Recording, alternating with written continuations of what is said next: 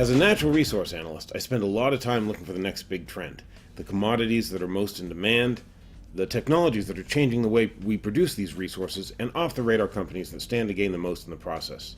I've uncovered my fair share of profitable stories in the past, from the beginning of the last decade's gold and silver rush to a temporary boom in the uranium market. And now I'm seeing the puzzle pieces start to fall into place for what should be the next big thing. In fact, that is what has me convinced that we are on the verge of one of the most important resource revolutions in history. I realize that revolution is a strong word, but as Dr. Weiss pointed out in his column yesterday, we have seen our fair share of revolutions over the last 150 years or so, especially in the energy sector. This revolution that I'm talking about now is no different. Reason? While crude oil has reigned supreme for most of the last century, a new type of fuel is rapidly going to gain prominence as our global economy moves deeper into the 21st century. More importantly, I believe that those of us who recognize the sea change now, while it's still in its early stages, stand to profit handsomely. Later this week, I'll tell you exactly how to participate in this new fuel revolution, and what companies are the best investments right now. But first, I think it's only fair to explain why the world needs a new type of fuel in the first place. You see, the grim reality is that peak oil is already here. I probably don't need to tell you that at about $100 a barrel, crude oil is already pretty darn expensive, especially with the global economy still reeling from the events of the last few years. And yet, odds are good that crude oil is only going to get much more expensive from here on out.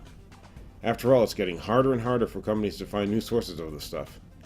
That's right, I believe the rate of global oil production is already peaking, as new deposits become harder to come by and more difficult and expensive to extract. You see, the term peak oil doesn't mean that there isn't any more oil in the world. It simply means that we've reached the point at which global oil production tops out and then starts to decline.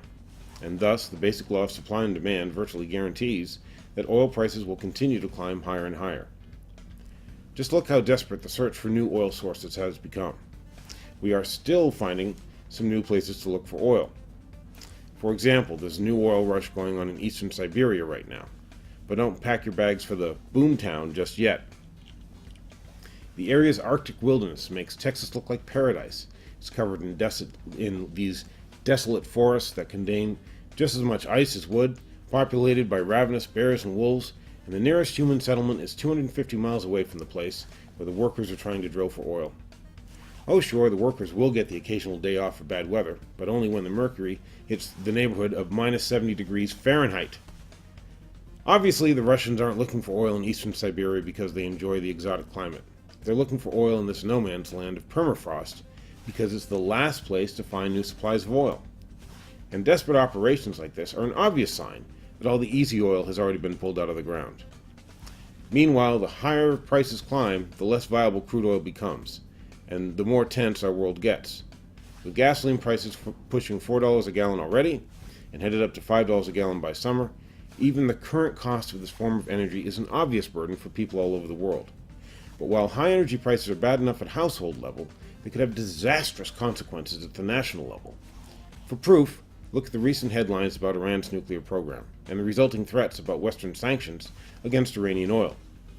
In the middle of that scuffle, Iran's oil minister, Rostan Qasimi, warned that world oil prices could soar to $200 a barrel. And then Iran started making a list of European countries that would be the first in line to feel the squeeze. The trouble isn't just limited to Iran either. Recently in Nigeria, a 4,000 barrel per day oil pipeline owned by Italian oil giant Eni SPA ruptured and caught fire.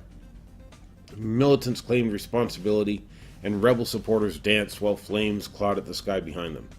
Oil's political power has always been obvious, but now, in the age of peak oil, that power is quickly becoming absolute.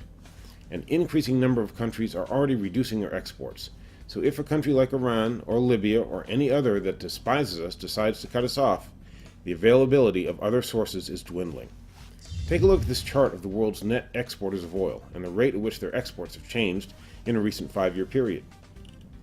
As you can see, those with rising exports in green tend to be countries that dislike us. Meanwhile, the exporters with rapidly falling exports in red, including Mexico, Norway, and Saudi Arabia, the world's largest oil producer, That's right, even Saudi Arabia's oil exports are falling fast because its young and growing population means a lot more demand right at home. Bottom line, less oil is being found, prices are only going up, and geopolitical instability is a huge wild card. All told, the cost of finding oil have tripled since 2001. Finding new sources of oil is getting harder and harder.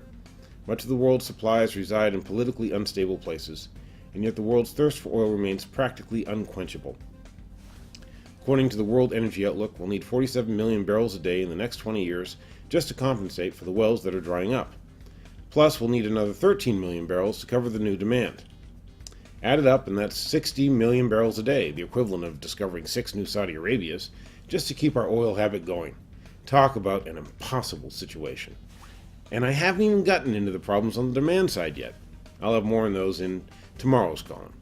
But in the meantime, you're probably already wondering how the world can keep growing without the cheap and plentiful oil that has defined our lifestyle for decades. Well, again, that's where the new fuel revolution comes in. It's about a new source of energy that's quickly rising in popularity. It's about a convergence of new technologies and techniques that are allowing us to tap greater and greater amounts of this fuel, which is cleaner, cheaper, and more efficient than oil. Perhaps the best part is that this new fuel revolution is already starting to get underway, right here in the United States of America. I think investors who recognize its potential now and invest in the leading companies in this space are going to reap massive profits. So be sure and stay tuned all this week as I reveal more about the new fuel revolution, including the best ways to invest in it. To attend, be sure to click here shortly before noon Eastern Time on Thursday, February 16th.